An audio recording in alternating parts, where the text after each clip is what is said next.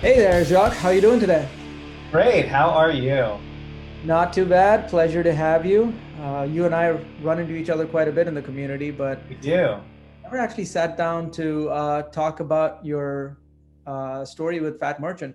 And I'm happy to do that today with you. Dive into some of how you got into it, what your experiences were, and kind of share that with our audience and try to see if there's any lessons learned that our audience can learn from.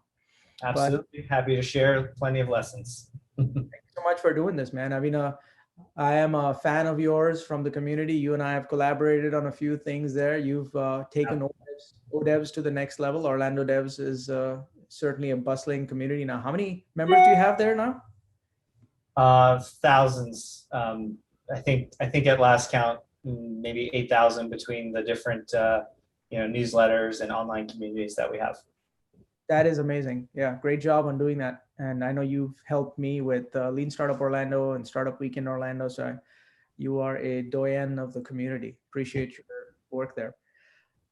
So yeah, let's start with a real quick background for our listeners in terms of your background prior to Fat Merchant and how you ended up being a part of it. Yeah, absolutely. So, I've always had a serial entrepreneurship in my blood. My parents were entrepreneurs.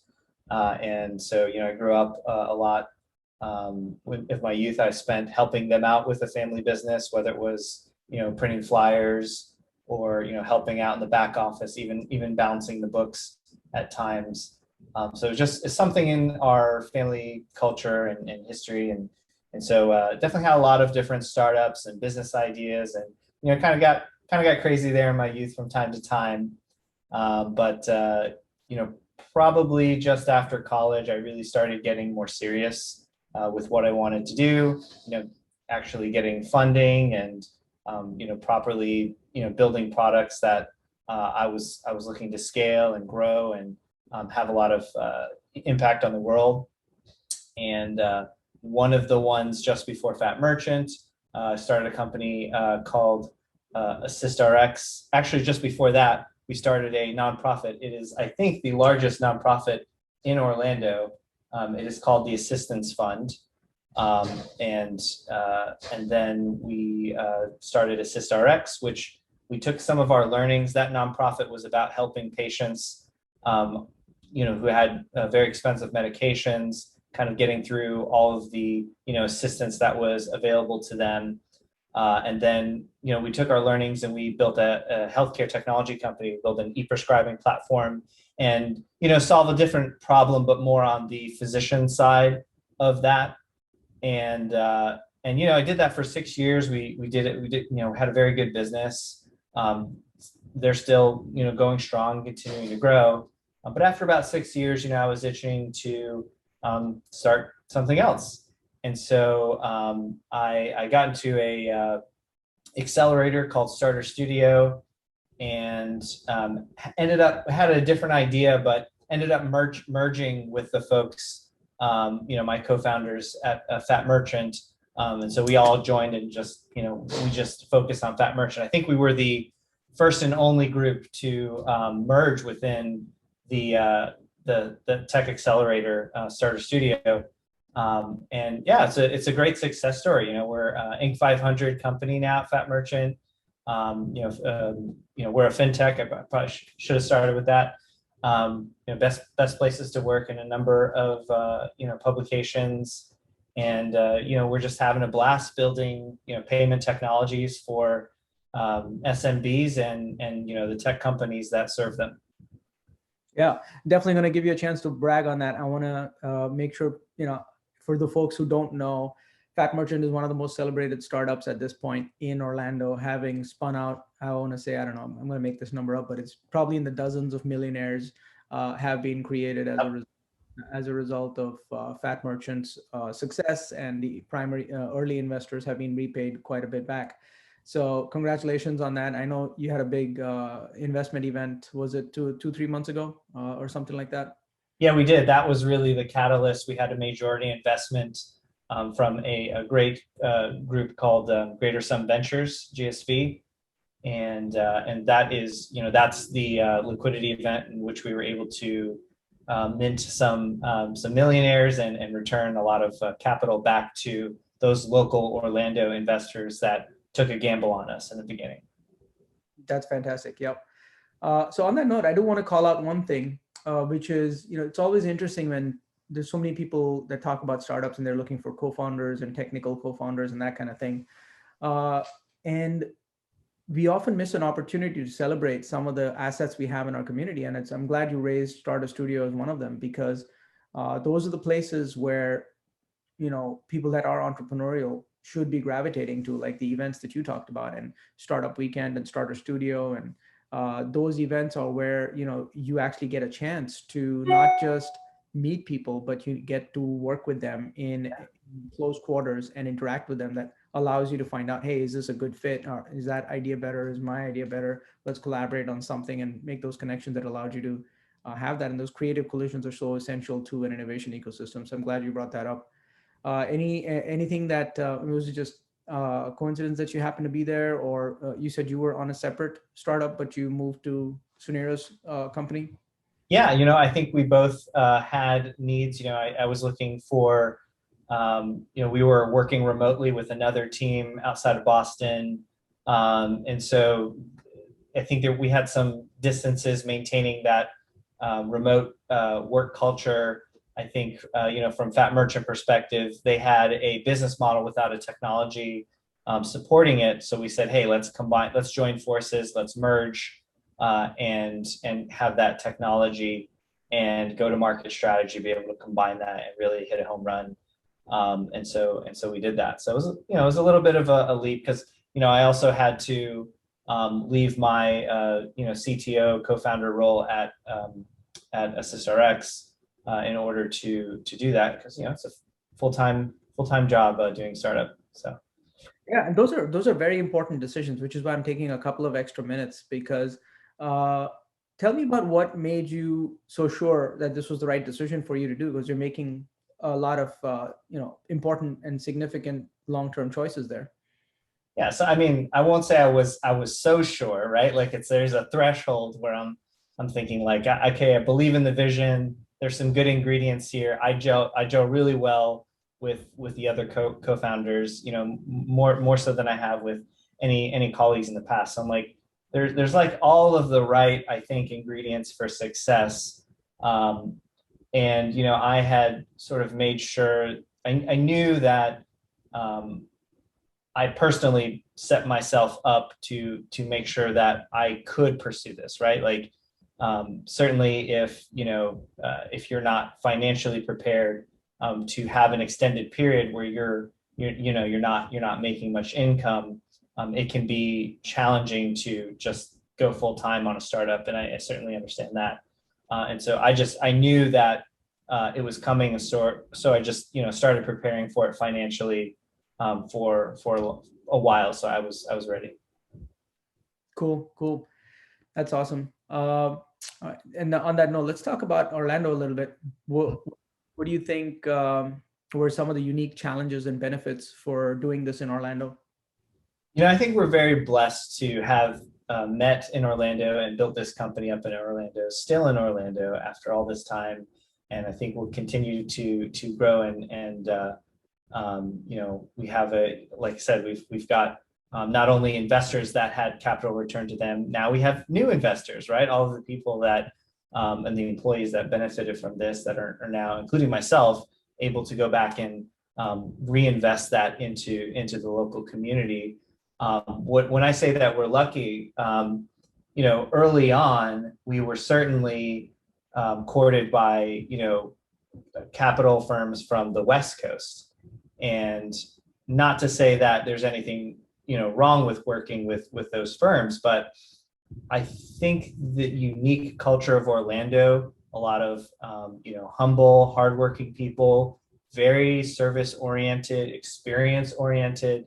I think it's a little bit different. We're not known for having high tech per se. So that means that from a cultural standpoint, our focus is everyone sort of knows that you have to have a great customer experience, not necessarily just user experience, but kind of the whole thing from end to end. And I think those principles we weaved into the fabric of our culture and our products and everything that we do, even how we approach, budgeting and finances and all of that, which I think set us up for success to be in Orlando, frankly.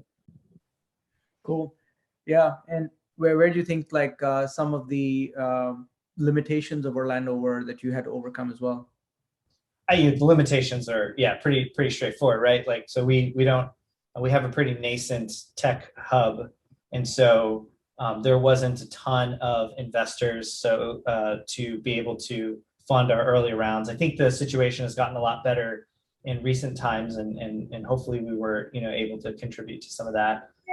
But yeah, at the time, and probably still somewhat to this day, I think it's tough to there's just not as many different folks to talk to for an angel round, a seed round, and raising capital. And then also, there's the talent here is phenomenal, but a lot of them end up getting lured to other tech hubs in different metro areas.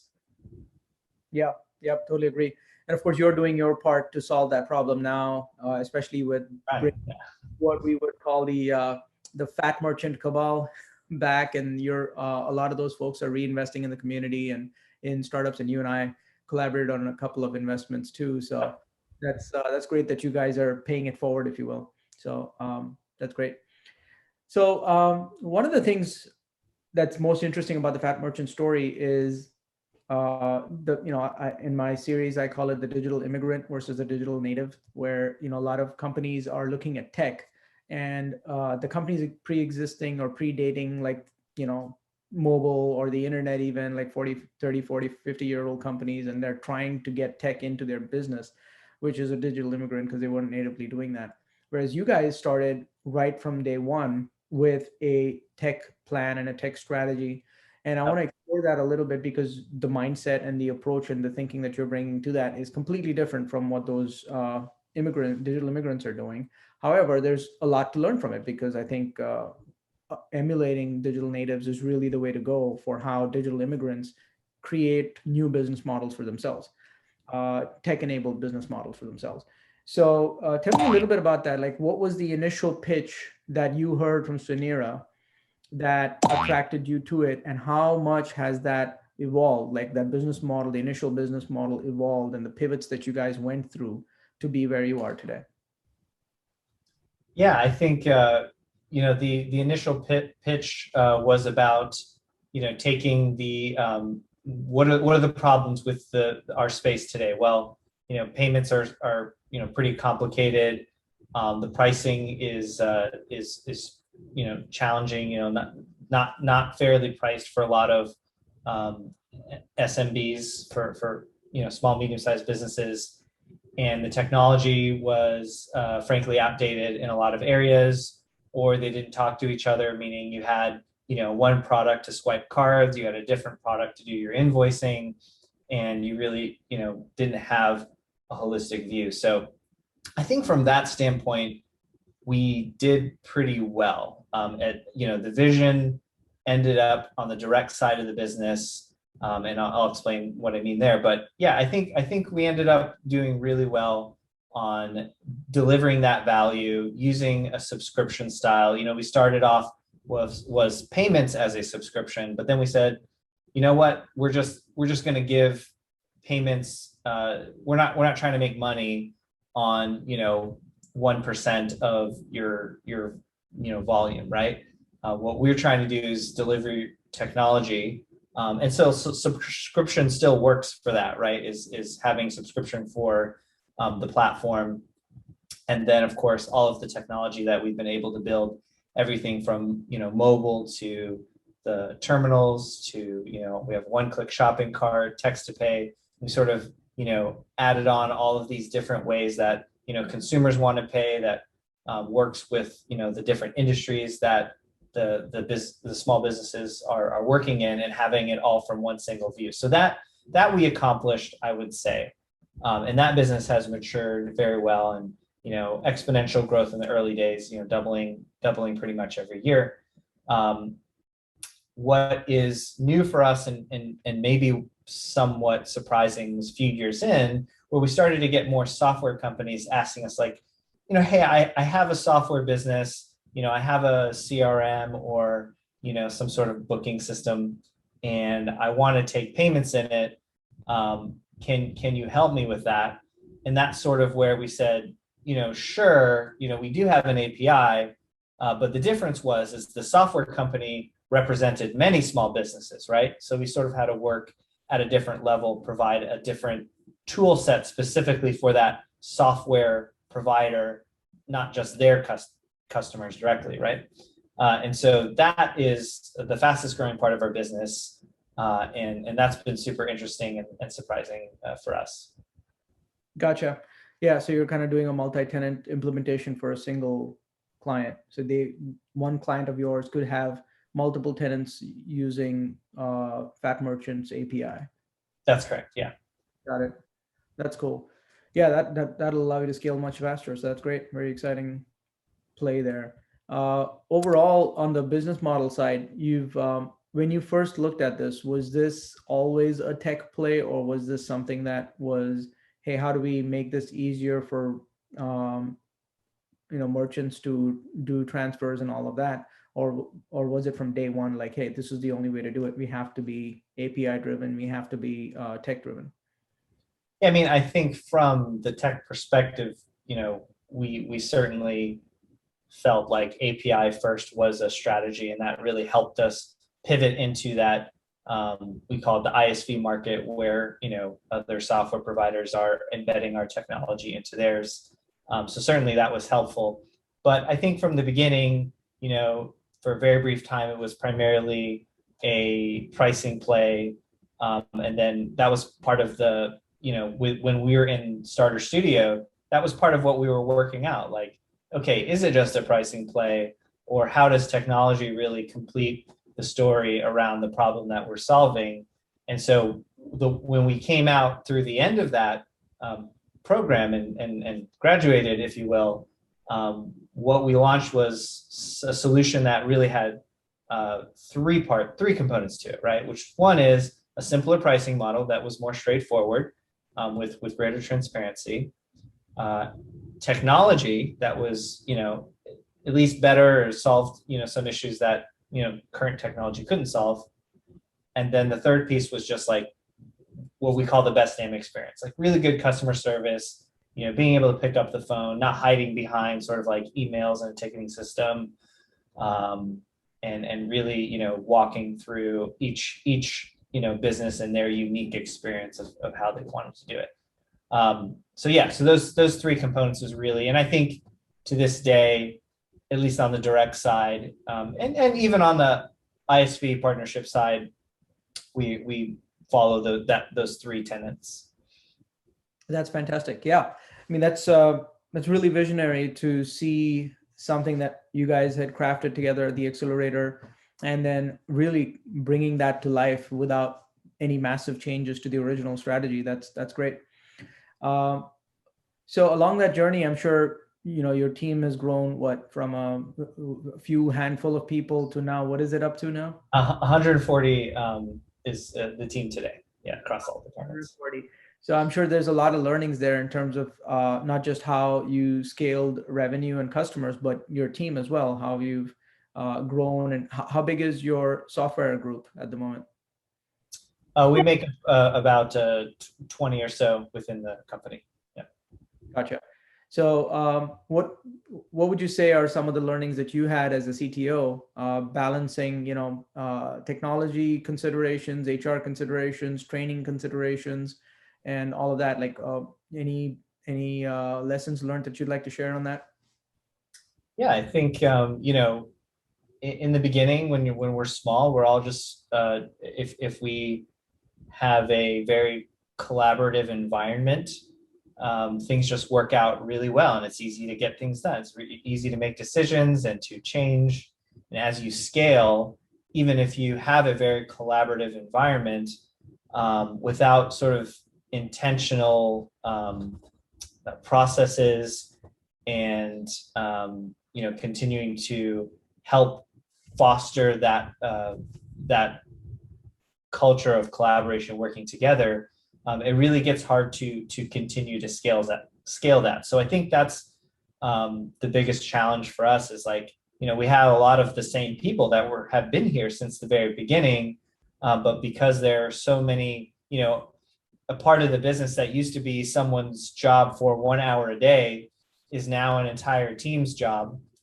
The complexity as it grows and still wanting to, make changes rapidly, I think has been tough. And so, the learning from that is that as you scale, you do have to try to think about things, 1 to 2 years from now. You have maybe one person doing it now. What happens if you have 10 people doing it now? Does that even make sense? And you have, you just sort of have to, in your mind, 10x everything and ask, does it still make sense this way? And it doesn't mean you have to change it today, but you at least need to know what the next step is so you can budget for it, so you can plan for it, so you can make sure people are ready to raise their hand and say, okay, it's time to make that change that we talked about when we hit this level of scale. So really knowing those milestones is pretty critical. As you once you find fit and really start to grow the business. I think finding that balance between sales and product and continue, and you can't. It's not a static thing. It always changes based on how the business is moving. So you sort of have to retune it every quarter. But you can be very sales oriented and say we will just build what the new prospects are asking for, right? Or we can think about where we want to be 2 years in the future, and start laying the foundation for that. And you can't go one way or the other, or you end up with a product that doesn't make sense, that you can sell to like a lot of different people, but you never really get great traction. You don't get that machine humming. Or you could go the other way and over engineer everything, have a lot of features that maybe for a market that doesn't exist for you, right? So there's definitely like that. There's a spectrum. It's probably not, I'm oversimplifying by saying it's like a 2-dimensional spectrum, but I do think that striking that balance was a huge lesson learned. You probably talk entire podcast about just that aspect of it. For me personally, I think just knowing your priorities, what are the 1, 2, 3 things that you need to get, today, this week, this quarter, and then time boxing those things and making sure in my opinion, if something is important, you need to be working on it every day. It doesn't mean you can get it done every day. I mean, there are just big projects that you're going to end up with that will take you months to get done. But if you're not like touching it every day, then I think that's a problem. And that's what happens if everything ends up being equal priority in your world, then you're just not going to be able to touch all of the important things every day. And so carving out and time boxing, like, okay, these are my 3 priorities, then I'm gonna carve out time specifically for each of these 3 things every single day and make sure I'm moving the ball forward. Yeah, that makes sense. And so what you touched upon was very interesting from a roadmap perspective, and how. So I assume you use some sort of methodology. Are you guys mostly an agile shop? Yeah, I would say we're in the we would self-identify as Agile Scrum.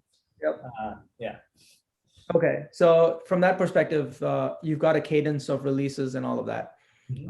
But how do you, like you talked about, there's a track where you could be just focused on kind of tech debt type items and improving the architecture and all of that, versus features that people are asking about, but someone needs to put all that together and have a longer term vision of this is where the product roadmap is going to be, right? So talk me through that a little bit in terms of your decision making. Did you guys really do any experimentation? Like, did you give soft versions of features that people reacted to? Yeah, so I'll start off with absolutely in the beginning, a lot of what we did were MVPs, and we would very quickly, some customer would say, I really wish, I could send this invoice, but I don't want to have to send it every month. Can you make that recurring? And then we'll go build out a recurring, feature. And then someone will say, oh, I really wish I could just swipe their card on mobile. And then we'd go build that. And then we'd find, something like, oh, well, that recurring was really nice, but you only made a monthly option and I really need it every week. And, so yeah, there was a lot of that in the beginning. It was fine. I think it was great for us to not invest too much in a feature that ultimately, wouldn't bring value. If they would ask for more for that feature, and if there were a lot of people asking for it, we'd use that as sort of our measuring stick to figure out, okay, let's continue iterating on this.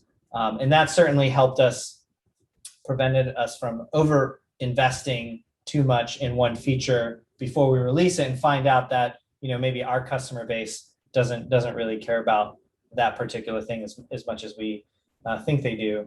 And as we matured, that process has changed. So, now we have, feature flags, and now we do like sort of a little bit more process of building out what we call epic briefs to say, okay, well, what's like the goal and what's the outcomes that we want to have, and what are our success criteria. And so it's a little more planned out, but still, I would say, very much following the iterative philosophy. Gotcha. And did you employ any kind of, I'm assuming you did, because you're talking about how many people asked for this feature. And I'm assuming you're looking at metrics from requests coming in versus metrics of usage and other kinds of metrics. What kind of system did you use to kind of bring the analytics side of it for your data-driven decision-making, basically? Yeah, we have a lot of systems that grab a lot of data. I will say it really still is, even to this day, a bit more of an art form than a science. You need a lot of data to really run a quantitative, statistically significant analysis, right? And we can't build every feature two different ways and run an A/B test, and like that's a lot of investment. When you can just ask a customer like, oh, you need this? Does this make sense to me? Okay, yeah, I think then we'll just go build it, right? Like, so like there's definitely a lot of qualitative research and things like that. So we use like, net promoter scores, like we'll send out surveys. We, even when a customer leaves us, we don't just let them cancel. Like we want to know, we'll cancel, but like, can you just tell us what you didn't like? We want to know so that we can make the experience better. And then in some cases, we actually just leave them in the system, because our sales team, if we end up building that feature or thing that they wanted, we can actually just go back and blast them and say, hey, all these people that wanted, recurring billing, we have that now. So that was something, very early on. But so yeah, so that's kind of how we collect that data. I think you will collect more data than you think sitting with the sales team, right? Like if sometimes like you have your pod of engineers and product people and they're off on this side and they don't want the noise and stuff on the floor, but there is a lot of data that's going on in that noise, right? About, hey, does our product do this? Or hey, what about, how does this pricing work? And does it integrate with that thing? And what kinds of businesses? And so I, in the first couple of years, I sat down with the salespeople. Sometimes I'd hop on calls with them, and I just learned a ton of information doing this. That is, those are some really important lessons there that you talked about real quick. I want to highlight them especially for folks that are not digital native and are looking at this, right? Product development in the digital native world. Speed is of the essence, right? And the way you talked about, hey, somebody asked for this and it's not that much effort, we'll just build it. And the ability to react quickly to customer needs and having that really high bandwidth interaction with sales and where you're getting these requests from is key to that. So, I think part of it is that you yourself being entrepreneurial as a CTO, even though you're a CTO, but you're not just, waiting for requirements, you're actually going there and helping co-create the experience is a big difference in terms of the agility and speed that you can maintain. I'm assuming, is that fair to say? Yeah, I think that's very important. That and it's not whatever your title, like you should be able to go and do a pitch competition almost for your business. Like if you can't do a 2-minute pitch for the company that you work for, then you are pretty disconnected from the product or service that you're offering. Yeah, that's a great one. I'm going to use that quote. It's always nice to have a quote to go along with this stuff because that's how people remember stuff. So cool. So tell me a little bit about how the graph of the entrepreneur is like. You have the highs and lows, and Yes. that Yeah. kind of thing. So tell me about some of the early peaks and then some of the troughs that you guys had to climb out of.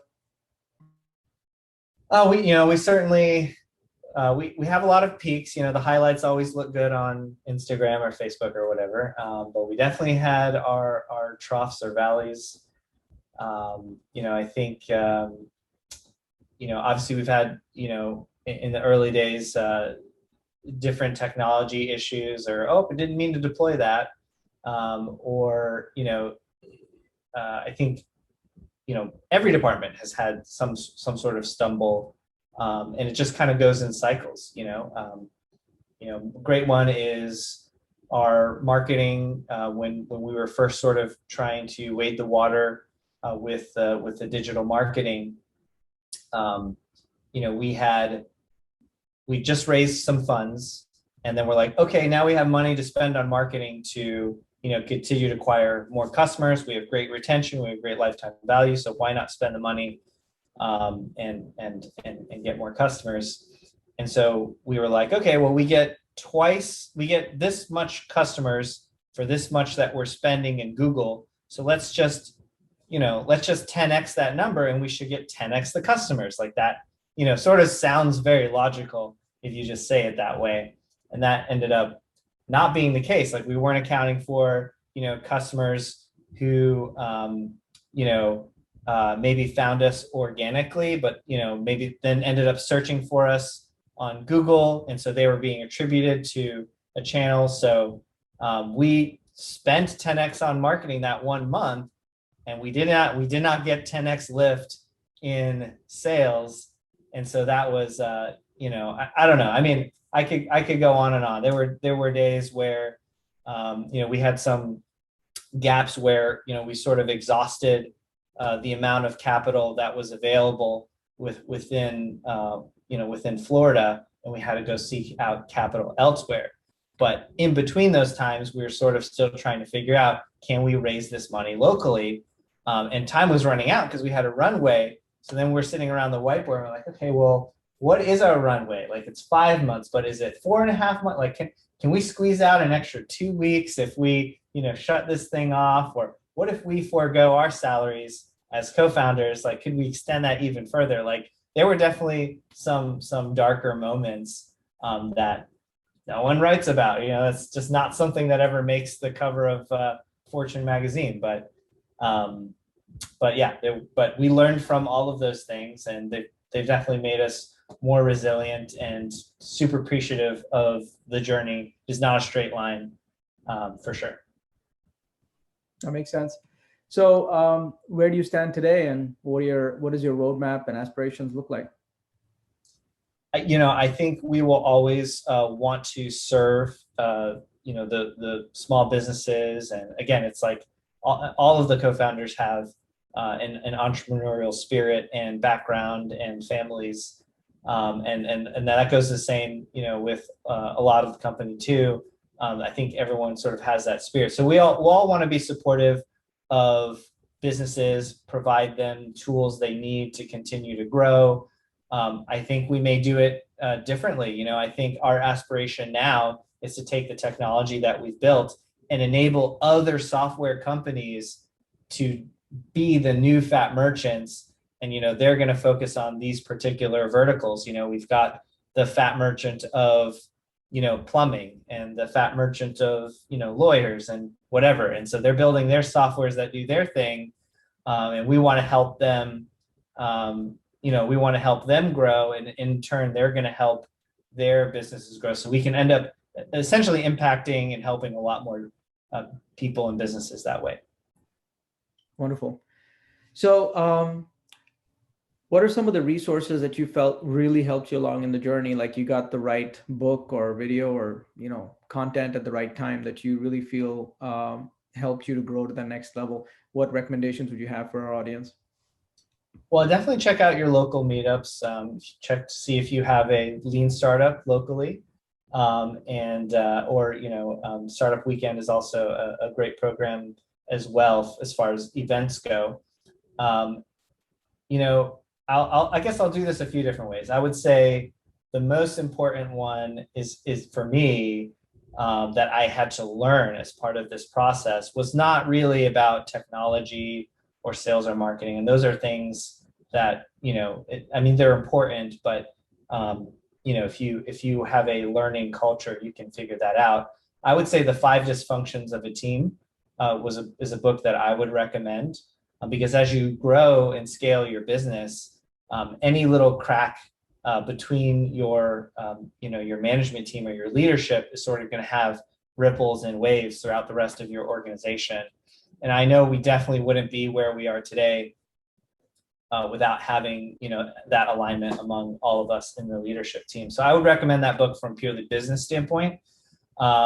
If just all around sort of like entrepreneurship, cool stuff, Tools of Titans by Tim Ferriss is a great one. It's a fun book. There's just like a lot of celebrities in there too. You can just kind of hear about them a little bit more on the startup tech side. And then if it's just from a purely personal perspective, then I would recommend A Guide to the Good Life by William Irvine. It's a book about Stoicism, which I use a lot to kind of help ground me, but also improve the way that I communicate and work with our customers and our team members. Great recommendations. I'll make sure the audience has links to all of that in our long form blog post. Great. So we're almost at the end there, and I would be remiss if I didn't ask if you had any asks. So any asks for our audience community? Can the Orlando community help you in some way? Yeah, I think number one, our vision is to make all software companies also payments companies. So, if you are part of a software company and you have an interest in adding payments technology, we'd certainly would love to share, what we've learned and help you through that journey. If you are, we're always looking for great talent. So if you are looking to kind of join we're not really startup anymore, but hey, join a growing tech company, then come to fatmerchant.com to our careers page, and we have a lot of positions that are always being posted. So cool. That sounds great. Well, I really appreciate it, Jacques. You, sir, are a rock star, and I hope you're very proud of all that you and Sunera have accomplished. We wish you all the best for your future vision. And of course, Orlando is thankful to have a big success story like Fat Merchant on our, in our backyard. So thanks for everything you're doing for the community as well. And I look forward to our partnerships in the community. Thanks so much for making some time today. Thank you. It was a lot of fun. I really appreciate the invitation to the show. Thanks a lot, Jacques. Have a great one. We'll catch up with you later. All right, take care. Yeah.